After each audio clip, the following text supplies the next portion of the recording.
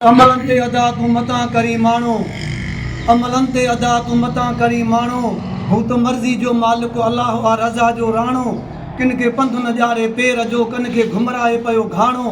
कन के मानीअ लाइ मोथाज करे, कन के नव लख ॾे नाणो। अदा गुलण थी सियाणो, मता हुजत मंझि हराम ते। अर्ज़ु कयमि त ए मुस्लिमा शान मुस्तफ़ा में छो आंदो इनकलाफ़ थी। ए मुस्लिमा शान मुस्तफ़ा में छो आंदो इनकलाफ़ थी। न तुंहिंजो आहे न मुंहिंजो आहे, हू त ख़ुदा ई इंतिखाब अथई। अर्ज़ु कयमि त तूं कर न कर मगर हू त पसंदि ख़ुदा। सहारो बेसहारनि जो, मरीज़नि जी शफ़ा, अज़ल जी इंतिहा ऐं अदब जी इब्तिदा। तुंहिंजनि ऐं मुंहिंजनि क़िस्मतुनि जो त मालिक ई मुस्तफ़ा। माशर संदे ॾींहं जो हुते हिसाब किताब थी। न तुंहिंजो आहे न मुंहिंजो आहे, हो त ख़ुदा ई इंतिखाब थी। अर्ज़ु कयमि त चमड़ो जो न ॾिसंदो त पोइ कहिड़ो कसूर सिज जो।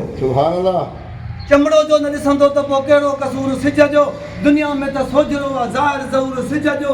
हबीबनि जे नूर जहिड़ो आहे छा नूर सिज जो।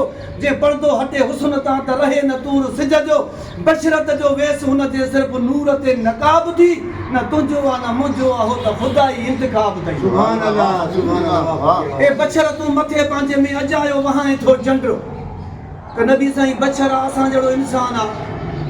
ए बशर तूं मथे पंहिंजे में झंडु न वाह, नबी नूर आहे। ए बशर तूं मथे पंहिंजे में अजायो वहाए थो झंडो।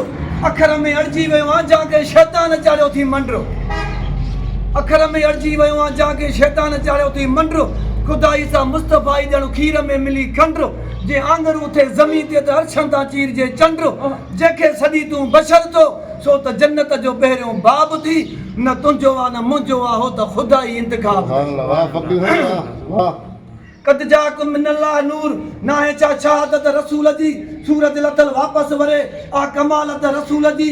जे मुर्क़े थे ॾींहुं राति मां आ जमालत रसूल जी। जिते बि आ रबूत रब जी, उते आ रिसालत रसूल जी। हो त हमराज़ आ रब जो, तूं भलजा पची कबाब थी। न तुंहिंजो आहे न मुंहिंजो आहे, हो त ख़ुदा ई इंतिखाब थी। अलाह सां ॻाल्हियूं करण को बि वियो इंसान आहे छा। अर्ज़ु कयमि त अलाह सां ॻाल्हियूं करण को बि वियो इंसान आहे छा। अरे हैवान बि सम्झी सघनि था, तूं एॾो वॾो हैवान आहे छा। छा भला तुंहिंजो अबू जहल वारो ईमान आहे छा। तूं पुट पंहिंजे पीउ जो आहे जा भला दुख में शैतान आहे छा।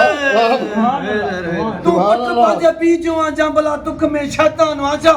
जो थो दिलियूं रोशन करे उहो माहे ताब अथई। न तुंहिंजो आहे न मुंहिंजो आहे, हो त ख़ुदा ई इंतिखाब अथई। एतो त उहा कहिड़ी जाइ आहे जिते न आहे ख़ुदा सां कंहिं बि बयान में गॾु। उहा कहिड़ी जाइ आहे जिते न आहे ख़ुदा सां कंहिं बि बयान में गॾु। रोज़े में, निमाज़ में, कलमे में, क़ुरान में गॾु। हशर में, क़ब्र में, माशर मीज़ान में गॾु। ज़मीन में, आसमान में, दावत ला मकान में गॾु। मेराज माणियो मुस्तफ़ा गुलण चए बे पर्दे बे हिजाब थी। न तुंहिंजो आहे न मुंहिंजो आहे, हो त ख़ुदा ई इंतिखाब थी। ऐं मुस्लिमा शान मुस्तफ़ा में छो आंदो इनकलाब।